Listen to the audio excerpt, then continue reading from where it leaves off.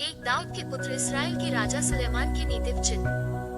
दो इनके द्वारा पढ़ने वाला बुद्धि और शिक्षा प्राप्त करे और समझ की बातें समझे। तीन और काम करने में प्रवीणता और धर्म, न्याय और सीधाई की शिक्षा पाए। चार के भोलों को चतुराई और जवान को ज्ञान और विवेक मिले। पांच के बुद्धिमान सुनकर अपनी विद्या बढ़ाए और समझदार बुद्धि का उपदेश पाए। छह जिससे वे नीतिवचन और दृष्टांत को और बुद्धिमानों के वचन और उनके रहस्यों को समझे। सात यहोवा का भय मानना बुद्धि का मूल है। बुद्धि और शिक्षा को मूढ़ लोग तुच्छ जानते हैं। आठ है मेरे पुत्र, अपने पिता की शिक्षा पर कान लगा और अपनी माता की शिक्षा को न तज। नाइन क्योंकि वे मानो तेरे सिर के लिए शोभायमान मुकुट और तेरे गले के लिए कंठमाला होंगी। 10 है मेरे पुत्र, यदि पापी लोग तुझे फुसलाएं तो उनकी बात न मानना।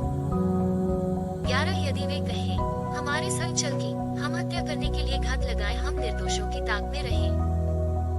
12 हम अधोलोक की नाई उनको जीवता कब्र में पड़े हुओं के समान समूचा निकल जाए।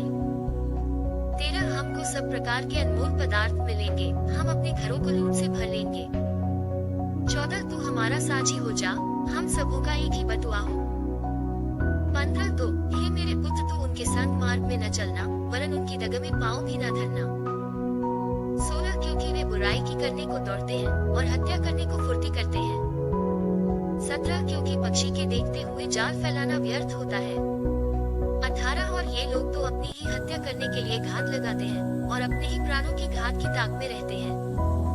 19 सब लालचियों की चाल ऐसी ही होती है, उनका प्राण लालच ही के कारण नाश हो जाता है। 20 बुद्धि सड़क में ऊंचे स्वर से बोलती है और चौकों में प्रचार करती है। 21 वह बाजारों की भीड़ में पुकारती है, वह फाटकों के बीच में और नगर के भीतर भी ये बातें बोलती है। 22 हे भोले लोगों, तुम कब तक भोलेपन से प्रीति रखोगे? और हे ठट्ठा करने वालों, तुम कब तक ठट्ठा करने से प्रसन्न रहोगे? और हे मूर्खों, तुम कब तक ज्ञान से पैर रखोगे? 23 तुम मेरी डांट सुनकर मन फिराओ। सुनो, मैं अपनी आत्मा तुम्हारे लिए उंडेल दूंगी, मैं तुमको अपने वचन बताऊंगी। 24 मैंने तो पुकारा परंतु तुमने इनकार किया, और मैंने हाथ फैलाया परंतु किसी ने ध्यान न दिया। 25 वरन तुमने मेरी सारी सम्मति को अनसुनी किया और मेरी ताड़ना का मूल्य न जाना। 26 इसलिए मैं भी तुम्हारी विपत्ति के समय हंसूंगी और जब तुम पर भय आ पड़ेगा। 27 वरन आंधी की नाई तुम पर भय आ पड़ेगा और विपत्ति बवंडर के समान आ पड़ेगी और तुम संकट और सकेती में फंसोगे, तब मैं ठट्ठा करूंगी। 28 उस समय वे मुझे पुकारेंगे और मैं न सुनूंगी, वे मुझे यत्न से तो ढूंढेंगे परंतु न पाएंगे। 29 क्योंकि उन्होंने ज्ञान से बैर किया और यहोवा का भय मानना उनको न भाया।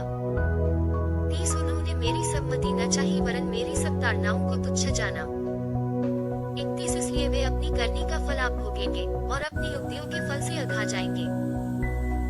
32 क्योंकि भोले लोगों का भटक जाना उनके घात किए जाने का कारण होगा और निश्चित रहने के कारण वो लोग नाश होंगे। 33 परंतु जो मेरी सुनेगा वह निडर बसा रहेगा और बेखट के सुख से रहेगा।